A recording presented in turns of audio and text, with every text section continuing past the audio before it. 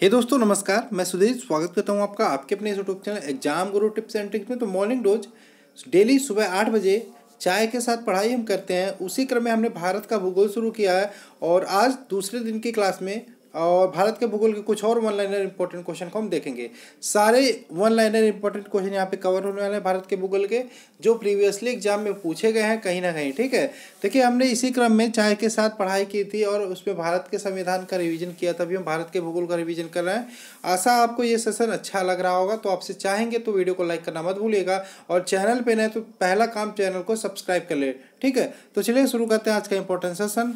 पहला क्वेश्चन आपके सामने है, वायुमंडल का घनत्व तो ऊंचाई के साथ साथ घटता जाता है, जिन्हें 5 विभिन्न, अभी देखिए मैंने लास्ट वीडियो में भी बताया था, जो हमारा वायुमंडल है उसको 5 विभिन्न परतों में बांटा गया है। ठीक है, 5 परतें इस प्रकार से बांटी गई हैं और मैंने ये भी बताया था जो सबसे निचली परत होती है उसे क्या बोलते हैं, क्षोभ मंडल, जिसे इंग्लिश में बोलते हैं ट्रोपोस्फेयर। और इसी ट्रोपोस्फेयर यानी कि क्षोभ मंडल पे हमारे वायुमंडल से रिलेटेड घटनाएं होती हैं, जैसे बारिश होना, बादल बनना, ये सारी घटनाएं ट्रोपोस्फेयर सबसे निचली परत पे होती है। ठीक है, तो इसी बात करें हम, वायुमंडल का घनत्व ऊंचाई के साथ साथ घटता जाता है, ये आपको पता होना चाहिए। वायुमंडल जैसे जितनी ऊंचाई पे हम जाते हैं उतना हमारा घनत्व घटता चला जाता है। इन्हें हम 5 परतों में बांटते हैं। ठीक है, सबसे निचली परत को हम क्या कहते हैं, ट्रोपोस्फेयर बोलते हैं, क्षोभ मंडल बोलते हैं, जिसकी ऊंचाई की बात करें जमीन से 16 किलोमीटर ऊंचाई तक बांटा गया, जो वो हमारा क्या होता है, ट्रोपोस्फेयर यानी कि क्षोभ मंडल होता है। आगे चलते हैं, नेक्स्ट प्रश्न आपके सामने है, वायुमंडल की सबसे ऊपरी परत क्या होता है। देखिए सबसे निचली परत बहिर्मंडल, क्षोभ मंडल मैंने बताया। सबसे बाहरी परत की बात करें तो बहिर्मंडल होता है, जिसे हम एक्सपोस्फेयर बोलते हैं। ठीक है, जिसकी ऊंचाई की बात करें 640 किलोमीटर से ऊपर जाएंगे तो आपको क्या मिल जाएगा, बहिर्मंडल मिल जाएगा। ठीक है, नेक्स्ट बात करें, वायुमंडल के मध्यमंडल के बाद क्या आता है, तो मध्यमंडल के बाद तापमंडल आता है और इस तापमंडल को हम 2 भागों में बांटते हैं, एक आयन मंडल तथा आपतन मंडल। ठीक है, आयन मंडल तथा आपतन मंडल। अब देखिए नेक्स्ट चलते हैं। अब देखिए ये आयन मंडल आप लिए इंपॉर्टेंट हो जाता है, क्योंकि यहाँ से रेडियो तरंगें रिफ्लेक्ट होकर वापस आ जाती हैं या फिर परावर्तित होती हैं। अब देखिए जो भी हम संचार उपकरण यूज करते हैं, जैसे टेलीविज़न हो गया, मोबाइल फ़ोन हो गया, ठीक है, रेडियो हो गया, वहाँ से आपको बता हमारा इसमें एक केंद्र होता है। यहाँ पे मान लीजिए आयन मंडल है, यहाँ पे हमारा टेलीविज़न है। हम केंद्र से प्रसारण करते हैं, ये सिग्नल भेजता है यहाँ पे आयन मंडल पे, वहाँ पे रिसीवर होता है, रिसीव करता है, वो रिफ्लेक्ट करके फिर टेलीविज़न हम पे हमारा एंटीना कलेक्ट करता है, वो हमारे टीवी पे प्रसारित होता है।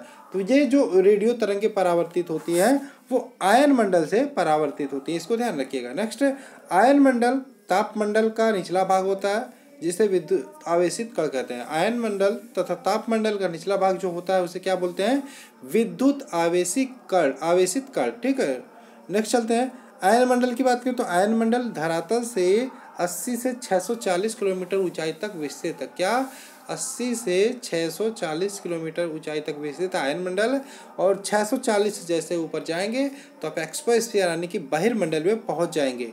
नेक्स्ट, इस मंडल यानी कि आयन मंडल में उत्तरी ध्रुव प्रकाश तथा दक्षिणी ध्रुव प्रकाश के भी दर्शन हमें हो जाते हैं। नेक्स्ट चलें, सभी प्रकार की जलवायु तथा मौसमी घटनाएं कहाँ होती हैं, तो क्षोभ मंडल यानी कि ट्रोपोस्फीयर में होती हैं। क्षोभ मंडल को हम संवहन मंडल तथा परिवर्तन मंडल के नाम से भी जानते हैं।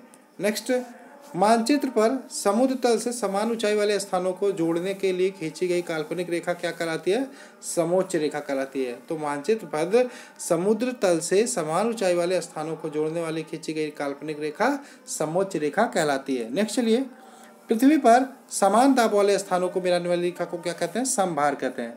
समान दाब वाले स्थानों को मिलाने वाली रेखा को समभार या फिर आइसोबार कहते हैं। नेक्स्ट, जो पवन वायु दाब या अंशांशीय अंतर के कारण वर्ष भर एक दूसरे से कटिबंध की ओर प्रवाहित होता रहता है उसे प्रचलित पवने या स्थायी पवने कहते हैं। क्या, जो पवन वायु दाब या अंशांशीय अंतर के कारण वर्ष भर एक दूसरे से कटिबंध की ओर प्रवाहित होता है उसे प्रचलित या अस्थायी पवने कहते हैं। ठीक है, अब देखिए कुछ हम प्रचलित पवने देख लेते हैं, जैसे हमारे कुछ व्यापारिक पवने हो गई, पछुआ पवने हो गए, ध्रुवीय पवने हो गए, ये हमारे किस में आते हैं, प्रचलित पवने के अंतर्गत आते हैं। ठीक है, नेक्स्ट, भूमध्य रेखा के दोनों ओर 5 डिग्री अंशांश तथा निम्न वायुदाब की एक पेटी होती है, जिसे हम डोलड्रम कहते हैं, इसको भी ध्यान रखिएगा।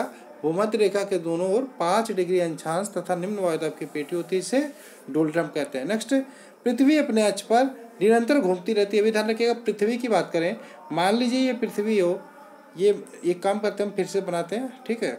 मान लीजिए ये सूर्य है, आपको पता है ये इस प्रकार से हमारा आकाशगंगा है, हमारी आकाशगंगा को दुग्ध मेघला या फिर दुग्ध मेघला कहते हैं, ठीक है। ये हमारा बुध ग्रह है, शुक्र है, पृथ्वी है, ये हमारी पृथ्वी है। ये इस प्रकार से सूर्य के चक्कर लगाती है तथा साथ में ये अपने अक्ष पे भी पश्चिम से पूरब की तरफ घूमती रहती है, ठीक है।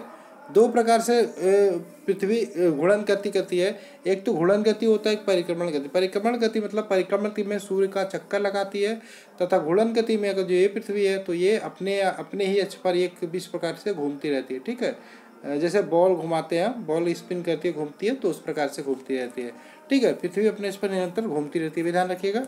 नेक्स्ट चलते हैं। पृथ्वी की दो गतियाँ होती हैं, पहली होती है घूर्णन गति, दूसरी होती है परिक्रमण गति, ये भी ध्यान रखिएगा। पृथ्वी को उसके काल्पनिक अक्ष पर घूमने को क्या कहते हैं? घूर्णन गति कहते हैं, ठीक है। हमेशा पृथ्वी पश्चिम से पूर्व की तरफ घूमता है, इस पर ध्यान रखिएगा। पृथ्वी हमेशा पश्चिम से पूर्व की तरफ घूमता है और इसी से हमारे दिन व रात होते हैं, डे व नाइट होते हैं, ठीक है। पृथ्वी का यह अक्ष सदैव एक वही, देखिए पृथ्वी, मैंने बताया एक चीज़ ध्यान रखिएगा, पृथ्वी जो है अपने पे अक्ष पे इसका एक्सिस इस प्रकार है, ये एक एंगल या रेखा 82.5 डिग्री हमेशा झुका रहता है अपने अक्ष पर, ठीक है। पृथ्वी जिस धुरी अथवा अक्ष पर घूमती है वह काल्पनिक रेखा है तथा जो पृथ्वी के दक्षिण से होकर उत्तरी दक्षिण ध्रुव को मिलाती है, ठीक है। जिस धुरी पर पृथ्वी घूमती है वो क्या होती है? काल्पनिक रेखा होती है तथा यही काल्पनिक रेखा पृथ्वी के केंद्र से होकर उसके उत्तरी तथा दक्षिणी ध्रुव को क्या होती है? मिलाती है, ठीक है। नेक्स्ट चलते हैं। पृथ्वी को अपने अक्ष पर घूर्णन एवं अपनी कक्ष में परिक्रमण दोनों ही घड़ी के एंटी, देखिए कुल मिला के ये ध्यान रखिएगा, मैंने आपको पहले ही बता दिया था ये वाला क्वेश्चन। पृथ्वी अपने अक्ष पर पश्चिम से पूर्व की तरफ घूमती है, क्या कह सकते हैं? एंटी क्लॉकवाइज घूमती है, ठीक है। पृथ्वी अपने अक्ष पर जो घूर्णन एवं कक्षा में परिक्रमण करती है दोनों ही घड़ी के विपरीत दिशा में होता है या फिर एंटी क्लॉकवाइज होता है, ठीक है। तो आशा आपको ये वीडियो पसंद आया होगा, जितने भी क्वेश्चंस हैं आपको अच्छे से समझ में आ गए होंगे। थोड़ा सा भी कहीं प्रॉब्लम हुआ तो मुझे कमेंट करके बताइएगा जरूर, और प्लीज़ आपसे चाहेंगे चैनल पर तो चैनल को सब्सक्राइब कर ले और वीडियो को लाइक करो, शेयर करो। मिलते हैं नेक्स्ट वीडियो में। जय हिंद दोस्तों, जय भारत।